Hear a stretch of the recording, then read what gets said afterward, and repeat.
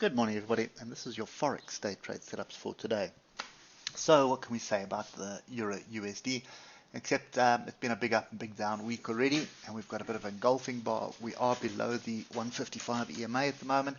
However, we are in a bit of a flag right now. We've got one moving average crossover. We don't have the other one. So there is potential for a move down still.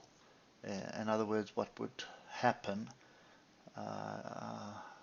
probably be the downside here, but what would probably happen if it does move, it'll just form a channel.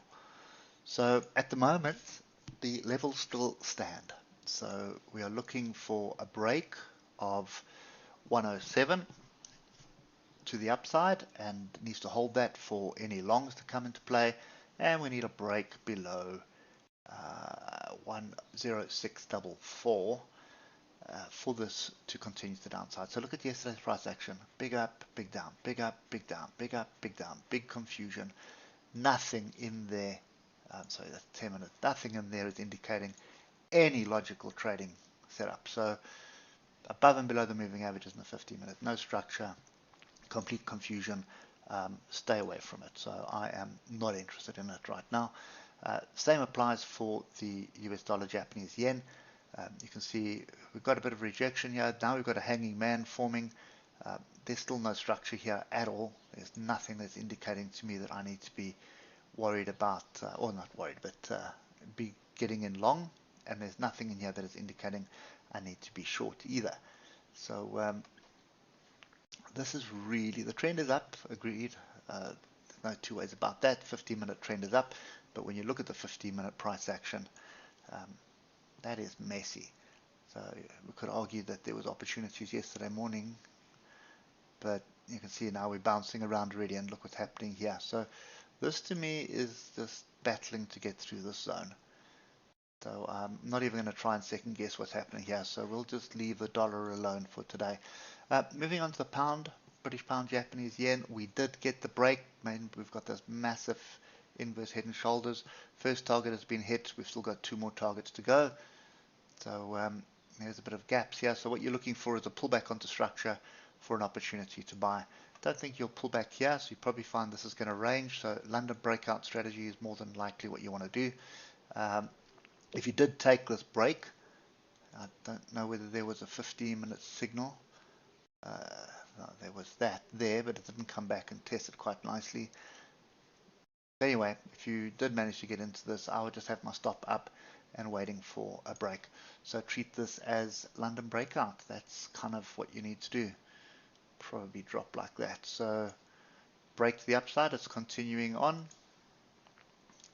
Your target areas are firstly 164047. Get through that. Then you're looking at 165747. So that trade is still very much in play from Monday. Euro British pound. What can we say? Every time you think it's going one direction, it tends to hop in the opposite direction. So yesterday we were looking at a move, a potential bounce off there. Okay, you can see there, but we got the reverse. So the 8-hour trend was up. It's still kind of up, but it's really messy.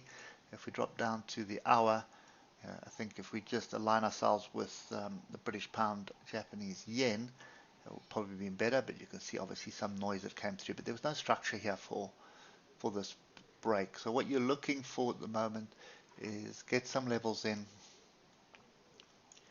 You're looking for a continuation to the downside. So that one has been tested. There are a few others. There's one a bit there, but you're looking for a pullback for a move to the downside. But the way things have been going, big up, big down, big up, big down. Wouldn't surprise me to see a big up before another big down. But I don't think I want to be chasing anything on this pair. So British pound, Japanese yen has got a little bit to offer there, but I think most of the Forex and the indexes is just screaming, sit back and wait again. So yeah, a bit of a bitter pill to swallow, because last week was also a sit on hands week, and we have another week like that. But anyway, that's how it goes. Rather keep my money in my pocket, make money on the interest. It's always profitable rather than trying to worry about this. You could get buyers coming in here just looking at this. There's a massive lot of interest here. Anyway, that's kind of my view. I'm sitting on the sides. I think I'll go and have breakfast and do some other things rather than try second guess this market. Hope it helps, and we'll catch up with you tomorrow morning. Cheers for now.